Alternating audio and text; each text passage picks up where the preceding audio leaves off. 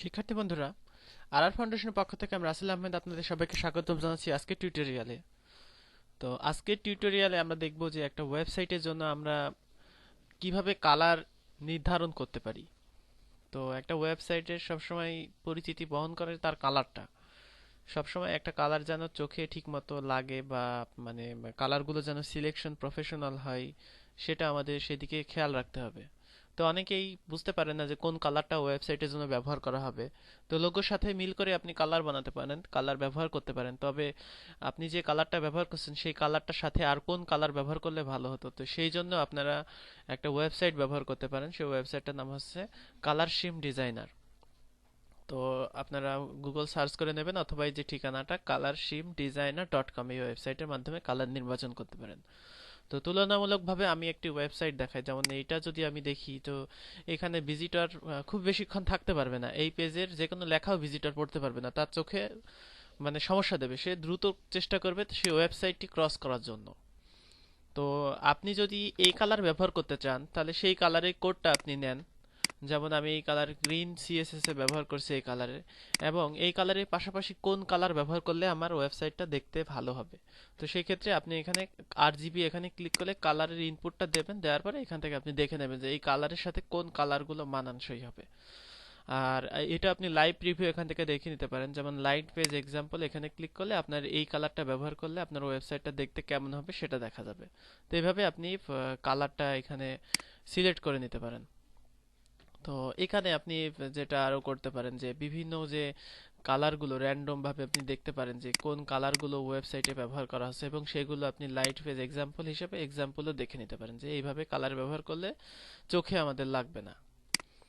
তো এখানে খেয়াল করুন, আমি যদি এই কালারটা এখানে ব্যবহার না করে এখান থেকে যদি একটা কালার সিম নেই, দেখা যাচ্ছে যে কোনো কালার আমি এখান থেকে নেই, সেক্ষেত্রে এখান থেকে আমি সেই কালারটা এক্সাম্পল হিসেবে সেই কালারটা ভালো লাগবে। তো আমার এই এই সাইডটা যদি আমি এটা ব্যবহার না করে ব্যাকগ্রাউন্ডে যদি সাদা ব্যবহার করতাম, সেই ক্ষেত্রে দেখা যেত আমার এই এই পেজটা এখন কিন্তু পড়তে আমার কোনো সমস্যা হচ্ছে না। তো আপনি যে কোনো কালার এখানে ব্যবহার করতে পারেন, তবে এখান থেকে আপনি দেখে নেবেন যে কোন কালারটা ব্যবহার করলে আপনার এখানে হবে। তো এখান থেকে আপনি টেস্ট করে নিতে পারেন যে আপনার কালার ব্লাইন্ড যারা, তারা কেমন দেখবে আপনার ওয়েবসাইট। অর্থাৎ আপনি মনে করেন এটা ব্যবহার করতে চাচ্ছেন, লাইট পেজ এক্সাম্পল যদি আমরা দেখি, এরকম দেখা যাবে যে আমাদের ওয়েবসাইটটা কালার ব্যবহার করলে এরকম হবে। তো কালার ব্লাইন্ড যারা, অর্থাৎ আপনার হচ্ছে একদমই যারা কালার দেখে না, নর্মাল ভার্সন হচ্ছে যেটা নর্মালি আমরা দেখছি সেটা হচ্ছে 85% মানুষ দেখে। যারা কালার ব্লাইন্ড তারা কেমন দেখবে, যার বা এই মানে বিভিন্ন তারা কেমন দেখবে আপনার সাইটটাকে, সেটা আপনি এখান থেকে দেখে নিতে পারেন। তো এইভাবে এখান থেকে ব্যবহার করে কালার ব্যবহার করুন। আমাদের মানে কিছু কিছু সাইট দেখা যায় যে প্রচুর অড কালার ব্যবহার করে, যেগুলো একদম চোখে লাগে, ভিজিটর বেশিক্ষণ থাকতেই পারে না।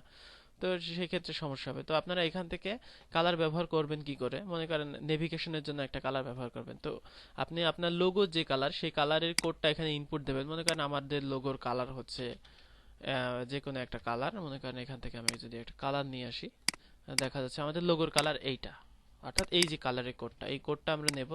নেওয়ার পরে এখানে ইনপুট করে দেবো, দেওয়ার পরে ওকে করব, করলে দেখা যাবে যে এখানে আপনি এখানে মনো কালার আমরা ইউজ করব, অর্থাৎ এক কালার।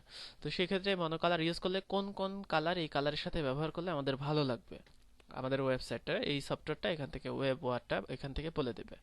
তো এখান থেকে আপনি যদি এটা ব্যবহার করতে চান, সেক্ষেত্রে কালারের কোডটা এখানে কার্সর নিলেই দেখতে পারবেন, দেখা যাচ্ছে এখানে A870FA।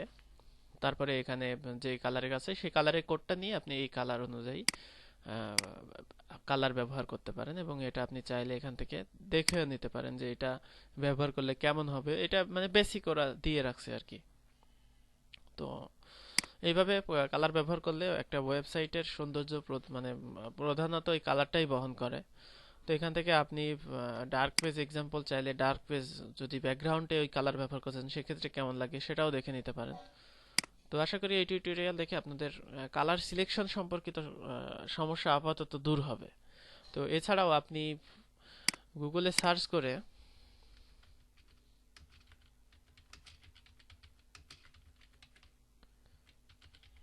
কালার কালার সিলেকশন লিখে যদি সার্চ করেন, সেক্ষেত্রে অনেকগুলো টিপস পাবেন এখানে আপনি, যে কালার কিভাবে আপনি, যেমন 10 super useful tools for choosing right colour palette.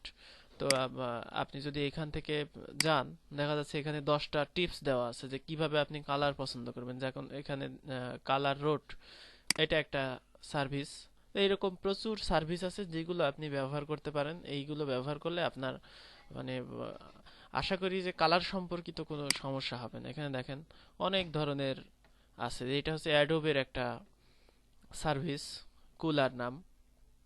তারপরে যেটা তো আমরা ব্যবহার করলাম, কালার লাভার্স, তারপরে কালার প্যাশো, কালার ব্লেন্ডার, তারপরে টোকেন। এইভাবে মানে বিভিন্ন রকম যে টুলস গুলো আছে, এই টুলস গুলো আপনি কিন্তু ব্যবহার করতে পারেন। তো এটা অন দা ওয়েব, এখানে যেতে হবে ওয়েব ভার্সনের জন্য।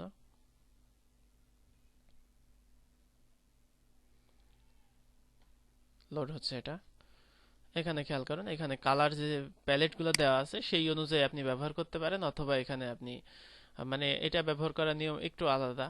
অথবা আপনি এখান থেকে কালারটা সিলেক্ট করে দিতে পারেন যে কোন কালারটা আপনি চাচ্ছেন, সেই কালারটা অনুযায়ী কি কালার হবে সেগুলো এখান থেকে বলে দেওয়া আছে।